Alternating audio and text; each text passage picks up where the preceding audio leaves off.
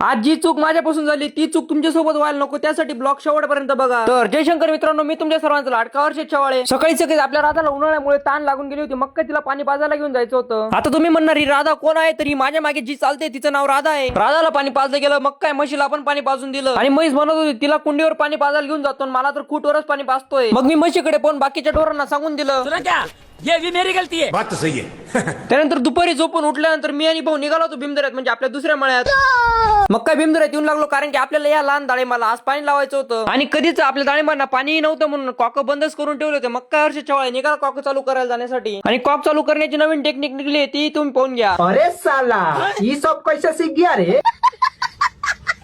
Motor चालू करून दिली, मस्तपैकी डाळिंबाला पाणी लावून दिलं. आणि मध्येच आपल्या ट्रिपलचं ट्रॅक्टर चालू झालं.